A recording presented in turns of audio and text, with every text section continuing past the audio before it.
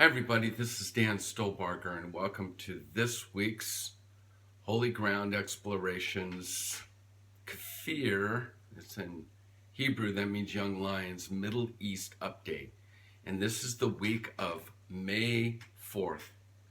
Just so happens today, and we'll end this presentation with remembering the Holocaust, but today is in Israel, the Holocaust Remembrance Day. Let me remind you right off to make sure that you go to our website at holygroundexplorations.com and there click the blog button and you will find a PDF PowerPoint that we've used for this presentation on YouTube. You'll have one of the things that you'll find is usually there's more information because of our time limitations, but also there's a lot of pictures that go along with each one of these articles. So we find that it's very advantageous to be able to see those as the presentation's being given. So make sure you go there. And then a reminder that this presentation presents Israel, the Middle East through Israeli lenses. All of our sources are from Israel. So with that, let's jump into our headlines. The Iranian Supreme Leader, the Ayatollah Ali Khamenei, said on Sunday that the United States is the Middle East's main enemy, with the Zionist regime a close second. And then on his Twitter post, and you can actually see his address, his statement is defending #Palestine is the same, or it's a symbol of defending #Islam, one and the same. So we are expecting more and more upheaval ramping up in the Middle East, and the source behind it all, never forget this, the source of Hamas, Hezbollah, etc. is Iran. Now, regarding the Holocaust, and we'll talk more about that at the end, but many villains, this article is entitled The Holocaust, Many Villains, Few Heroes. Could more have been done by Britain and the United States to end this genocide? Could they have bombed the rail lines to Auschwitz and other death camps?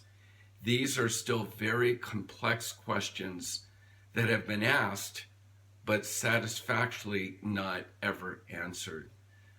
It's horrifying to think when you're in Yad Vashem to go through and see some of the pictures of some of the intel that we had regarding the death camps, and the fact that we didn't bomb the rail lines into Auschwitz, Birkenau, whatever. The question is always asked, why didn't we do that? We were afraid of civilian casualties, really? And you wonder how many Jews' lives would have been saved had we done that. And then, this whole big thing that's going on in the United States under Trump is, the title is To Make America Great Again. And the question then is that, are we then, in order to make ourselves great, going to isolate ourselves from the world? The United States has been disengaging in the region under, of course, Obama, and it seems like the question is that, are we going to continue or do we want it to stop? Israel greatly needs the U.S. in the region. Isolationism would leave the door wide open to both Russia as well as Iran. Well, the next article is entitled The World Blames the Jews, but it never blames the terrorists. And the picture you see is the blowing up of the bus last week in Jerusalem. And the article says, the answer to the question of what causes, quote, a boy like ours to want to do such a thing is not difficult. Remember, this was the interview with the Palestinian parents of the boy that blew up the bus. And they go on to say, the reason our son did this It is the unadulterated hatred of the Jews, as taught to the smallest of children all over the Muslim world, along with the accompanying refusal to accept a Jewish state in Israel. It's about the Islamic injunction to perform jihad against infidels and the ethics stemming from that injunction. Once again, it's hard to imagine. We talk a lot on these broadcasts about what a crazy, mixed up world that we're living in. But to blame the Jews for the bombing of a bus by a teenager, because why? Because his parents and the culture taught him to hate the Jewish people, probably before he could walk. And yet, the world always will blame the Jews, and it will never blame the terrorists. Now, we've talked in the past about what's going on in the Golan. This article is important that we understand, because when Israel draws a red line, it's unlike America's red lines. And the article is entitled, "Israel Will Destroy ISIS, ... if." Israel will take immediate action against ISIS if the terror organization achieves an operational capability with chemical weapons. This reported by a senior military officer through the Jerusalem Post. Israel is currently investigating the possibility of the Yarmouk Martyrs Brigade, an Islamic or an ISIS-affiliated group situated in the area of the Golan Heights on the Syrian side. They believe that they possess chemical weapons, and several reports indicate that ISIS has already used these weapons in Syria on a number of occasions. If, and here we go, here's the if any terrorist organization in proximity to the Jewish state were to acquire a non-conventional weapon, whether it be Hezbollah, ISIS, or Hamas, it would be perceived as crossing a, quote, red line, the military officer said, according to the J-Post. If we see ISIS approach an experimental or operational capability with chemical weapons, Israel will not stand by and watch. We will take the appropriate action in order to thwart such activities.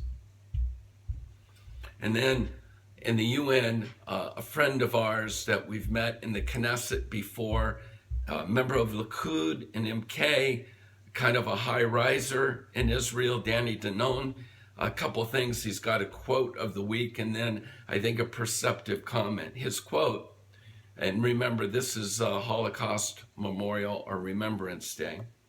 Quote, "Compare the period of Nazi Germany to what is happening right now in Iran, and you will find many similarities, from a messianic leader to a national unification via hatred and propaganda. The lack of firm action and the dialogue of the international community are very similar to those in Europe before the Second World War. There isn't time to, quote, wait and see what the Iranian scenario might be. There's no time." And then his comment to the UN. He's now the Israeli ambassador to the UN. Danny Danon slammed the Council, the UN Security Council statement rejecting Israeli sovereignty in the Golan by saying, quote, "At a time when thousands are being slaughtered in Syria and millions of others have been made refugees, the Security Council, the UN Security Council, chose to focus on the state of Israel, the only democracy in the Middle East." Some information that's just recently come out entitled, "Obama is an enemy of Israel." U.S. President Barack Obama thwarted an Israeli military attack against Iran's nuclear facilities in 2014 by threatening to shoot down Israeli jets before they could reach their targets in Iran. Following Obama's threat, Prime Minister Benjamin Netanyahu was reportedly forced to abort the planned Iranian attack. The Netanyahu government took the decision to strike Iran sometime in 2014, soon after Israel had discovered that the United States and Iran had been involved in secret talks over the Iranian nuclear program. This is another one of those wait and see with the elections going on, with Obama on his way out. We truly have to wait and see about Iran. We have to wait and see about a two-state solution. We have to wait and see about so many different things. And as that vacuum is created, what is going to fill that vacuum? Where do we go from here? Once again, if you know me, you know that I think it's important that we are like the sons of Issachar, that we understand the times and we know what we should be doing. And it's time for us to wake up, because we may not be on the last day, but we truly have entered into what I think is referred to in the Word of God as the last days. Well, as I mentioned, Holocaust Remembrance Day, you want to see these pictures on the PowerPoint presentation. Since the early 1960s, the sound of a siren on this particular day stops traffic and pedestrians throughout the state of Israel for 2 minutes of silent devotion. The siren blows at sundown and once again at 11 o'clock a.m. On this date, all radio and television programs during the day are connected in one way or another with the Jewish destiny in World War II, including personal interviews with survivors. Even the musical programs are adapted to the atmosphere of the Holocaust. There's no public entertainment. Theaters are closed. The pubs and other public venues will be closed throughout all of Israel on this day. And then the pictures. The first picture you'll see has a rock with the number 6 million written on it. And you'll see the words, "Never forget." The next picture is a rock, a stone with a mosaic on it in Yad Vashem, which is the Holocaust I don't want to even call it museum, but it's a memorial called Yad Vashem. It means remember the names. This happens to be what's called the Garden of the Righteous Gentiles. And in the background, you'll see the trees and the name placards on those trees. And this is Israel's thanks, I guess you would say, to those Gentiles who saved Jewish lives during the Holocaust.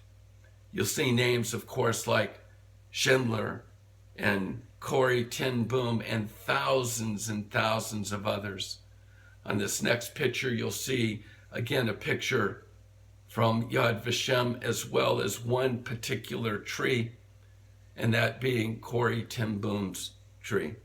When Corrie ten Boom was honored in Israel with the carob tree, she said she didn't want it because she made the comment. She said, "I did not do anything extraordinary. I did what all Christians should do."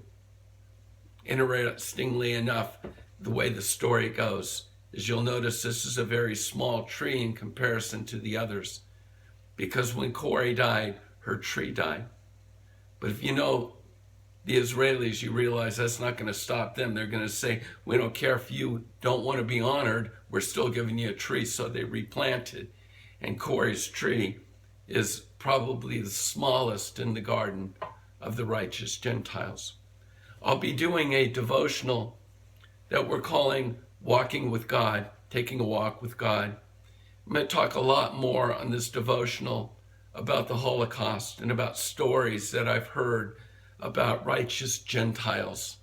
And so if you get a chance, we'll post it on our Facebook page sometime later this week.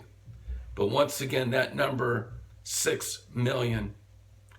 On the good news, statistics now tell us that there are over 6 million Jews that are living in Israel. But the one thing we'll never want to forget is that it wasn't that long ago that the seeds of anti-Semitism that were planted flourished, and 6 million Jews, can you fathom that? 6 million Jews were exterminated and killed in what Hitler called the final solution. At some point, you have to listen to what your enemies are actually saying. And still, who would believe that even in this day, that the enemies of Israel are not done?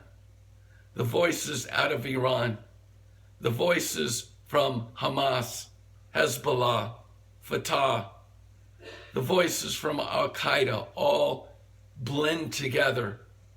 It's never going to be about the size of Israel. It's going to be about the existence of Israel. This is not only a war that we're facing in the media and human voices, it's a spiritual war. It's a demonic war also. And it's time for believers to take a stand, to rise up in this day.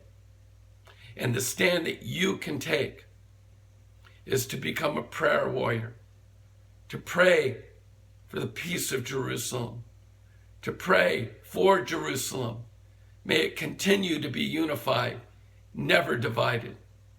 To pray that Israeli eyes would be open to receive Messiah. To pray for those that are imprisoned by Islam, that the prison doors would be open and the captives would be set free. So again, this is Dan Stolebarger, Holy Ground Explorations. This is our KFIR Middle East update. Shalom.